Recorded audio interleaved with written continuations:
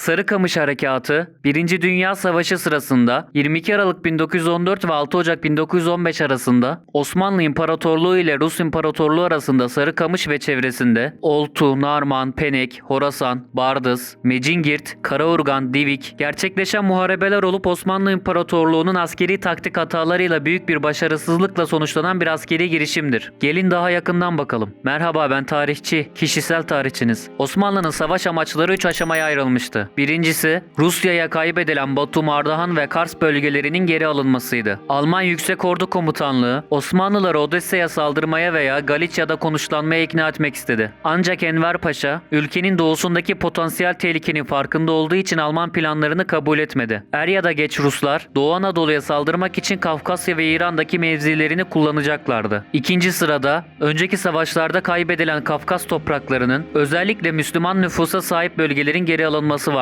Üçüncü savaş hedefi Turancılık tarafından şekillendirildi ve Hazar Denizi çevresindeki Orta Asya bölgelerini ilerlemeyi ve orada yaşayan Türk halklarını birleştirmeyi amaçlamaktaydı. Enver Paşa, planlarını bölgedeki Müslüman nüfusun birliklerine katılıp Ruslarla savaşacağı umuduna dayandırdı. Rusya'nın savaş hedefleri de 3 alt hedefe ayrılabilir. Birincisi, İskenderun'a ilerleme ve böylece Akdeniz'e erişim sağlanmasıyla Doğu Anadolu'nun işgali, ardından Trabzon'un fethi ve ardından Karadeniz kıyıları boyunca İstanbul'un fethi. Nihai hedef, Dicle ve Fırat boyunca Basra Körfezi'ne ulaşmaktı. Özellikle savaş İstanbul'u veya Ortodoks Doğu Roma İmparatorluğu'nun eski metropolü olarak Konstantinopolis hedef alıyor ve milliyetçi, Panslav ve dini bir dönüşüm yaşıyor. Türk tarafı 3. Ordu, 94 tobur, 100.000 asker, 75.600 tüfek, 73 makineli tüfek, 218 top, Tuğgeneral Enver Paşa, Kurmay Başkanı General Bohnsart von Schellendorf, Kurmay Başkanı Yardımcısı Felix Guze, Hareket Şubesi Müdürü binbaşı Feldmanlar oluşuyordu. Rus tarafı Kafkasya ordusu, 60.000 piyade, 2.000 Ardahan'da, 4.000 süvari, Kars'ta ve Tiflis'te 14.000 yedek kuvvet,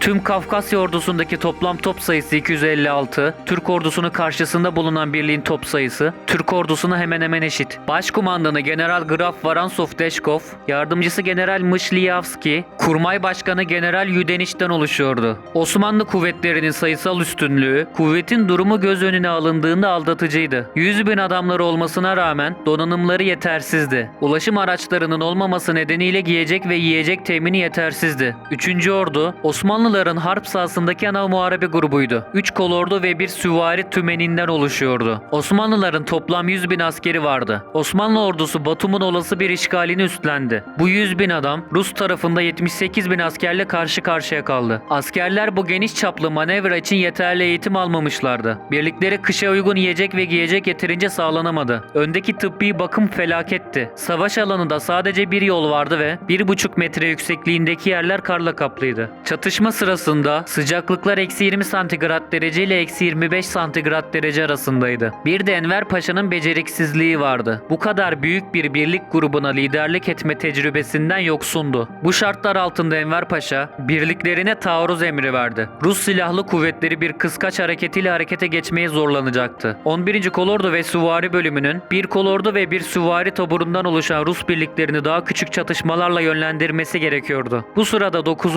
ve 10. Kolordu, Bardız ve Oltu üzerinden Rus birliklerinin sağ kanadını geçerek Haraç Vadisi'ne girmeye çalışması gerekiyordu. Saldırı 22 Aralık'ta başladı. 9. Kolordu Bardız yönünde, 10. Kolordu Oltu yönünde hareket etti. Rus birliklerinin karşı saldırısından sonra Türkler üstünlüğü ele geçirerek hem Oltu hem de Bardız'a girdiler. Enver Paşa, işgal kuşağını 15 kilometre doğuya taşıdıktan sonra bireysel birimler arasındaki iletişim bozuldu. Aynı zamanda yetersiz tedarik durumu nedeniyle Osmanlıların savaş gücü azalmaya başladı. Yine de Enver Paşa, 25 Aralık'ta 9. Kolordu ile Sarıkamış'a 6 kilometre yaklaştı. Rus birlikleri daha fazla ilerlemesini engelledi. Rus liderleri 10. Kolordu'nun Allahu Ekber Dağı üzerinden geldiğini ve 11. Kolordu'nun yaklaştığını öğrendikleri için şehri boşaltmayı düşünüyordu. Kolordu saldırıya geçti. 26 Aralık'ta Osmanlıların iki başarısız saldırısından sonra Enver Paşa 10. Kolordusunu bekliyordu. Ancak Allahu Ekber Dağı'nda 1 metreyi aşan kar tabakası nedeniyle bu zorlukla ilerledi. Askerler saatte sadece 1 kilometre yol alabiliyorlardı. 10. Kolordu'nun 13.000 askerinden 27 Aralık'ta sadece 3.000'i Sarıkamış'a ulaştı. Kalan 10.000'i soğuktan, açlıktan ve aşırı efordan şehit oldu. 30 Aralık'ta bu kalıntı 22 taburu,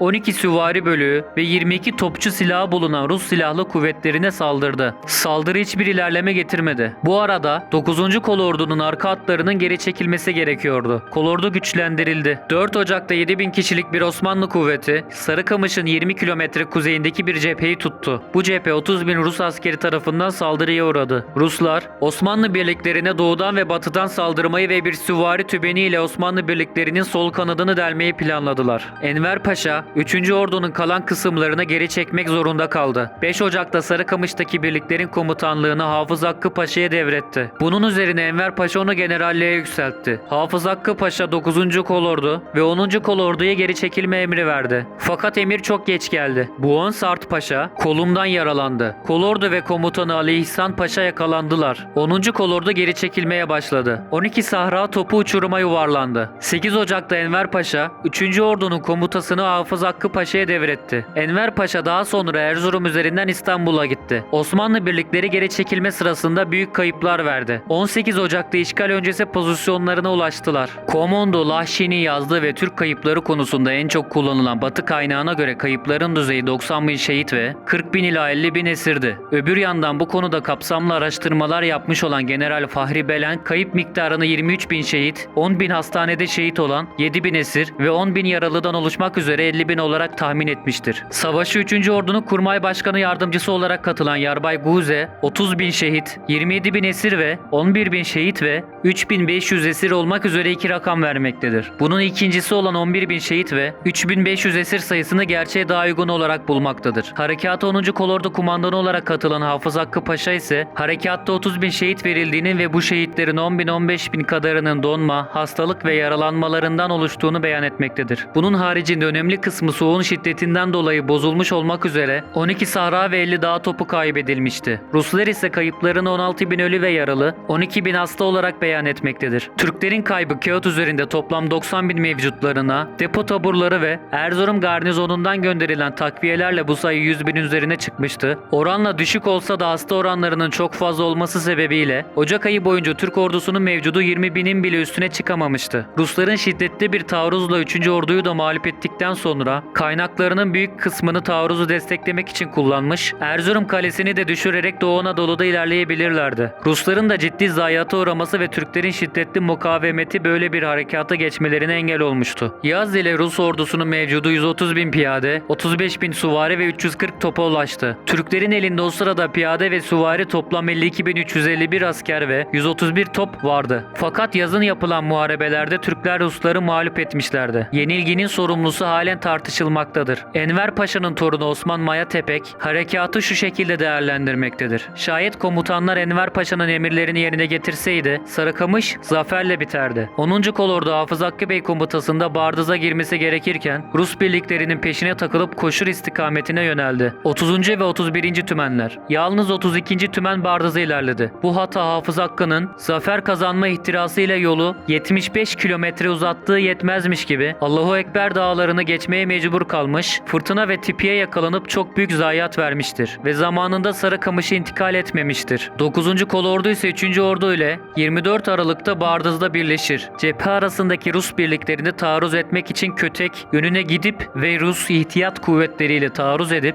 Sarıkamış'a iltihak etmesi gerekiyordu. Maalesef yine evdeki hesap çarşıya uymamıştır. Bu sapmanın başlıca sebebi Hafız Hakkı Paşa'nın 10. Kolordu 25 Aralık tarihinde Sarıkamış'ta olacağı varsayımı ile Enver Paşa'nın 10. Kolordu yalnız kalmasın diye yönünü Kötek'ten Sarıkamış'a çevirmesi olmuştur. Netice olarak 10. Kolordu büyük zayiatla bitkin bir şekilde ancak 29 Aralık'ta Sarıkamış'a gelebilmiştir. Daha birçok iddia daha vardır. Murat Bardakçı'nın Hafız Hakkı Paşa'nın Sarıkamış Günlüğü adlı kitabında Hafız Hakkı Paşa'nın kendi yazdığı bir günlükte ise şu yazmaktadır. Ya Rabbi, bu felakete ben sebep oldum. Yine ben tamir edeceğim. Avrupa yolu E691 üzerinde Sarıkamış yakınlarında bulunan Allahu Ekber Dağı şehitliği anıtı, savaşın kurbanları ve hepsinden önemlisi, şimdi Türkiye'nin ünlü bir kayak merkezi olan Allahu Ekber Dağı'nı geçerken şehit olan askerleri anıyor. Abone olmayı, bildirimleri açmayı, videoyu beğenmeyi, sosyal medya hesaplarımızı takip etmeyi, bizi paylaşmayı ve Patreon'da bize destek olmayı unutmayın.